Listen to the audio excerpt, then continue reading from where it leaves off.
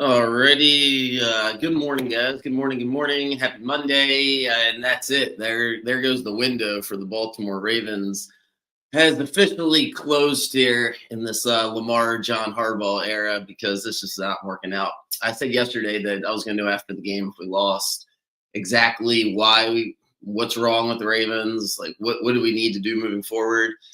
Oh boy, came away from that game being like, well, it'd be nice if the refs give us one of those calls, but hey, we did lose, and after the likely, let me just start here with the likely play because whether it's a touchdown or not, I don't know. It probably wasn't. It probably wasn't, or they would have called it. Like I can't sit here and think that the NFL and the referees are rigging the game for the Steelers. Like that just seems like a silly thing to do to think about with zero evidence. But if that makes you feel better, I guess you can go with that one. I'm going to go with it was really, really, really, really close. And, it just is what it is. Like, that's just a close call. It goes the wrong way for us, of course. But after that, we still had a chance. We still had multiple chances. So it's hard for me to come away from the game and blame them. And did I think the Steelers were going to go down the field and score, assuming, at that point, if we get the 2 point conversion, we still have to get the 2 point conversion. We're up by 3. It's a different game, but yeah, the defense had been solid. It was starting to play much better, but the Steelers were also playing very conservative, and they were getting a couple of deep shots, not a couple, several deep shots down the field throughout the game. So if they had to go back on offense down, would the Ravens been able to hold them? I don't know. I think the bigger thing to think about is what the heck are we going to do moving forward? Because this is not, I mean, when I say it's over, it is over. Like there's no make a tweak or two and come back next year. It's over. They decided to build a team that basically said it's built around Lamar Jackson. It's very hard to win that way. And I hate to make this comparison, but where it feels like we're headed, if you just wanted a relevant, easy comparison from another sport that would just be like, oh, what do you remember from that era? It would be the James Harden Rockets, where you're like, damn, he was really good, wasn't he? He scored all those points, seemed like he was unstoppable, but never won. And he fell apart at the very end when his team needed him most. And then when you look back on that, you're like, yeah, it probably wasn't his fault. But when you build a team around one player, and that's what the Ravens have done, they built this team around Lamar Jackson. So when he's not great or not even really good, it's hard for the Ravens to adjust. It's hard for the locker room to adjust. It's hard for everything to adjust because, in a team sport, the ultimate team sport that is professional football, to build it around Lamar the way it's been built around him, yeah, it's going to make or break with him. And that's what happened this season. That's what happened yesterday. He just wasn't good. The early interception was just so bad and it's just so unnecessary and just put us behind the 8 ball and we just couldn't get out of it. There's a handful of plays. There always is, but that one in particular was just like, what are you doing? It's 10-3 and you throw the interception like that. Just ill-advised, not great. I thought Flowers bailed him out at the end of the game on that 1 third down play over the middle. His ball was a little high. Flowers snatched it, got a lot of yards after the catch.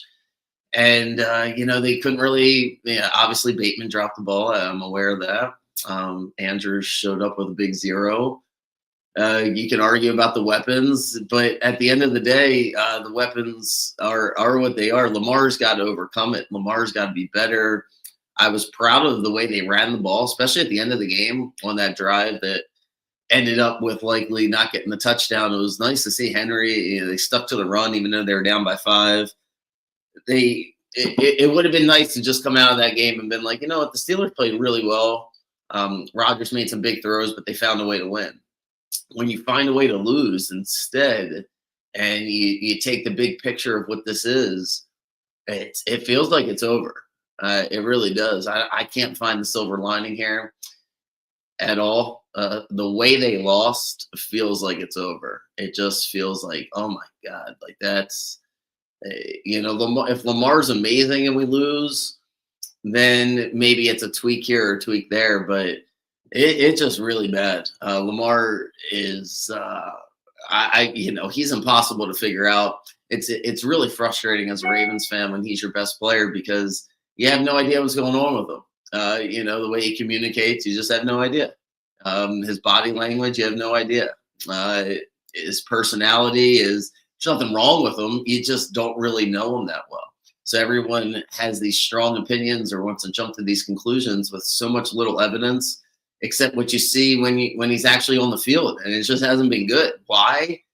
Yeah, I don't know. And it's not really want to spend too much of my time trying to guess what's going on with his brain, but it feels like it's beyond the injuries. I'll say that. It feels like it's deeper than that, and there's something broken with the team. I thought Harbaugh's decision making as a coach yesterday was fine. There was no in-game play that I felt like, oh my God, I can't believe he's doing this, or why did we do that?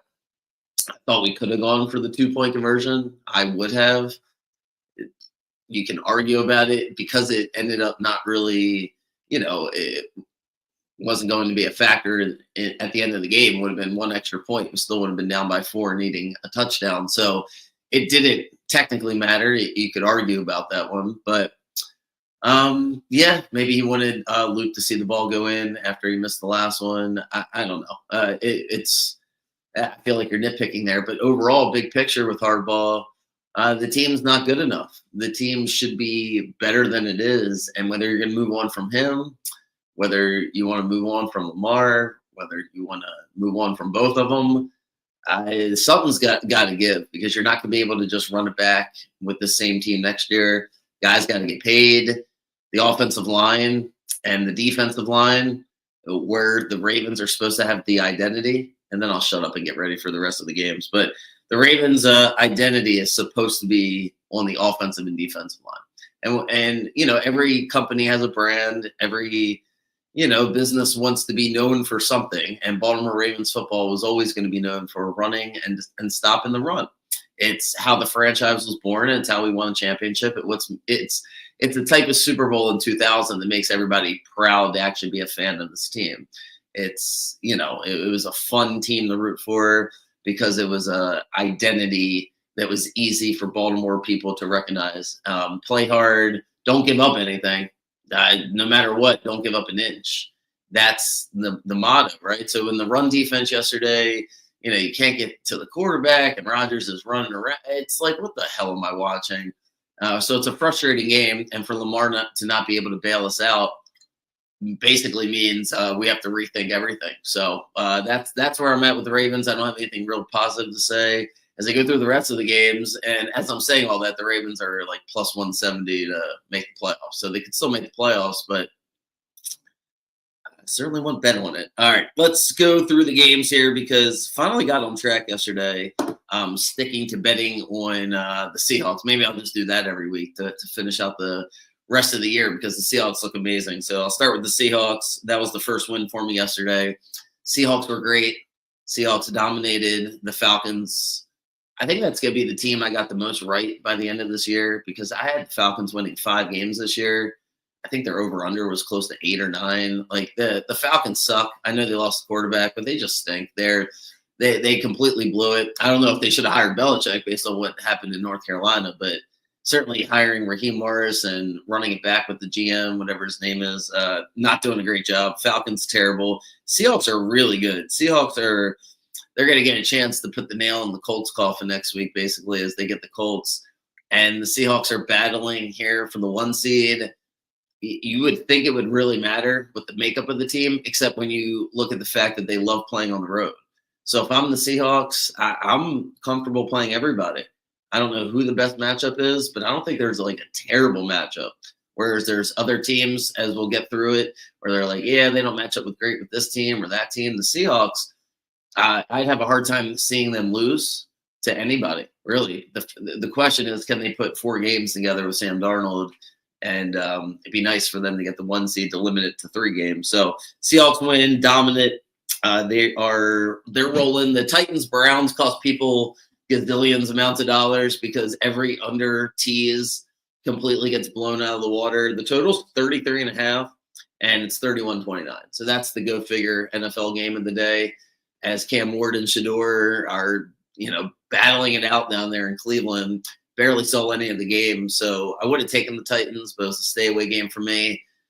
Feel bad for people that took the under there because it felt like, I'll be smart and bet the under on such a low total, just because why would they make it so low if it wasn't low scoring? And then there you go. So that's that for the Titans and the Browns. Both teams though showed yesterday, if you try to figure out down the stretch, 4 games left for each team, games teams are going to win, games teams are going to lose. I don't know if you can automatically count Titans or Browns as an automatic win for these playoff wannabe teams, because both teams looked feisty yesterday. Bills, what a dramatic way for the Bengals to lose their season. Talk about blowing it up and starting it over. They got to bring in a new coach. They need something different, like the chemistry and the karma. Just everything is so bad for Cincinnati because they're going to win that game. They're dominating Buffalo. They're dominating them. They're up by 10. Hell, they're literally up by 10 and driving, and Burrow throws a pick six that is just devastating if you're a Bengals fan. And then they turn the ball over again. Thank God they covered. They're down 39-28 after somehow being up by 10 and driving. Just what a wild sequence. But they do cover, so I do get the win there. I was right about the game, though. If you had the Bengals and you had the over, that's a game where you're able to write home and say you did a good job, because that just back and forth. The Bengals, the Ravens are going to play them this week. I guess the Bengals are still mathematically in it. Figure they beat the Ravens from their perspective, and then the Steelers collapse. They do need the Steelers to collapse, so they probably would have been better off with the Ravens winning yesterday, based on the fact the Steelers beat them twice. So they lose the tiebreaker to the Steelers. They're basically 4 games behind them. So the Bengals got to win out, and the Steelers now have to lose out. That would seem highly unlikely.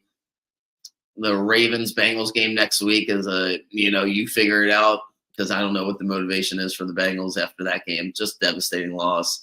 And like I said, I think they have to bring in a new coach. Zach Taylor's been there for a minute. Seems like a nice guy, but the Bengals need some more juice over there. They need somebody else, a fresh set of eyes. Fix the defense. I would bring in a new coach if I'm the Bengals.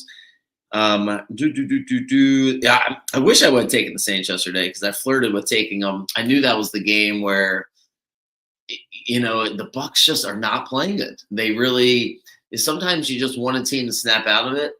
And the Bucs, I don't know if they're going to be able to snap out of it. They might just not make the playoffs after all this, because they lose a game that you feel like you can't lose if you're the Bucs. At home to the Saints. Saints, just, it's a rivalry game. It's good. It's not good weather, but it's warm. It's, whatever. It's a fun place to play football if you're the Saints. It wasn't one of those cold, oh, crap, I don't want to go there type of games. And the Saints have a first-year head coach, so they're not really in tank mode. It's hard to do that when you're your first year as the head coach, and they beat the Bucs. So now the Bucs are home against the Falcons on Thursday night in a game where you're like, damn, that's got to be the get-right game, home against the Falcons. But again, rivalry game, national television, and the Bucs, Baker looks hurt, not playing good. Panthers, Bucs tied, the most unique playoff race down the stretch that nobody cares about, the NFC South. Bucs and Panthers are going to play twice with 4 games left. So one team makes it, one team doesn't. Panthers now have just as good as a chance as the Bucs. Colts get eliminated from the playoffs in everybody's eyes. Obviously not mathematically. They're 8-5, but they go to Seattle next week, most likely 8-6, and they still have a tough schedule to finish it out.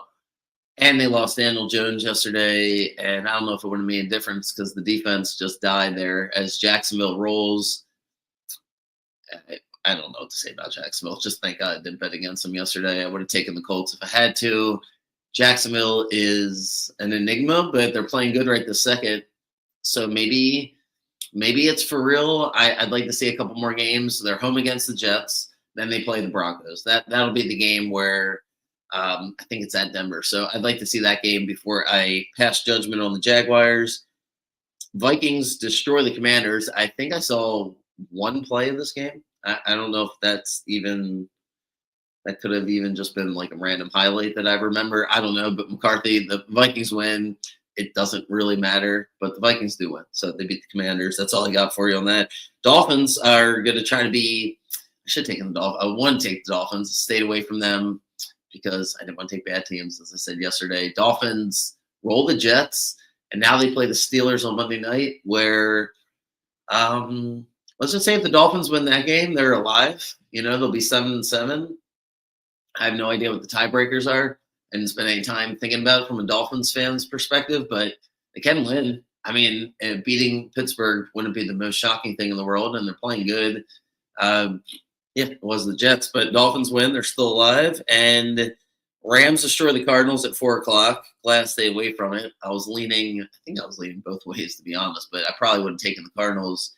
Rams, I guess, were pretty pissed off about the Panthers game, and they took it out on the Cardinals.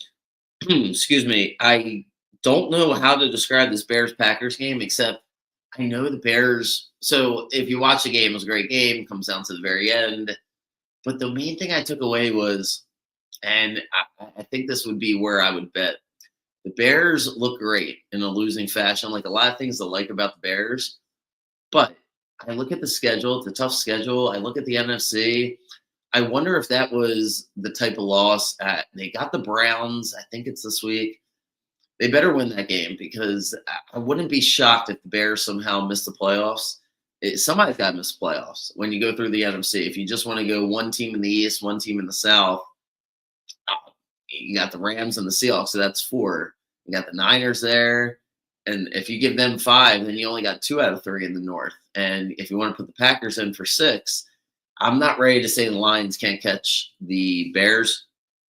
I do think the Niners are going to get in. They get the Titans this week. It's just the Bears that was a really tough loss. So I liked a lot of things from the Bears, but I have a feeling somebody's going to collapse because I think the Lions are going to get in. So that would mean either the Bears collapse or the 49ers collapse. Those would be the two targets for a collapse there. So not sure if the Bears are going to get in. That was just a really tough loss, although they did play well. Packers, I want to see a few more times. But if they get home, especially if they get the 2 seed, they don't really have to get the 1 seed. They get the 2 seed, win 2 games, get to the NFC Championship because they just seem dominant at home, minus the Panthers going in there and beating them. So the other game at 4 o'clock is the Gamblers. I mean, it was a perfect game for me. But holy shit, if you didn't see this game or if you didn't have money on it, you had to see it. Wow. Broncos 24-14 is the score.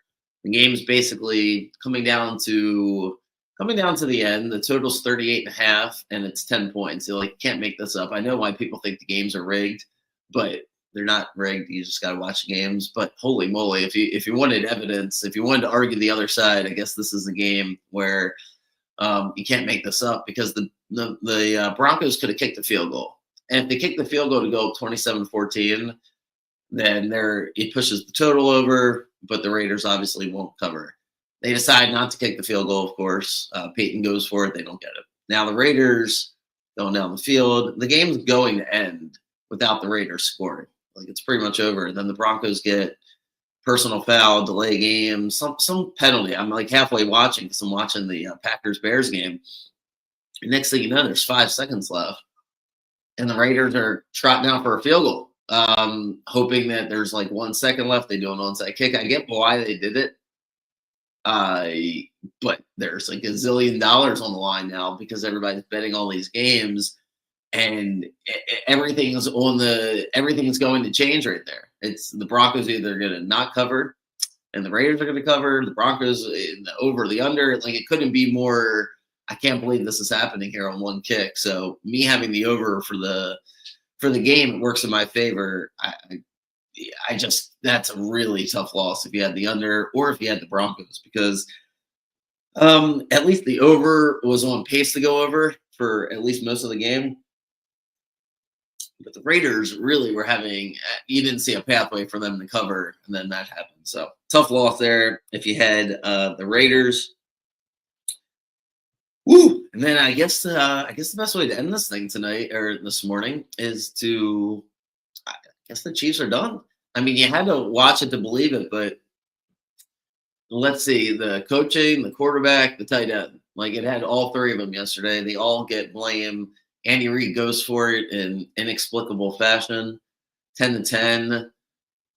What are we doing? Looked like the Texans' offense just died. There's no reason to give the Texans life.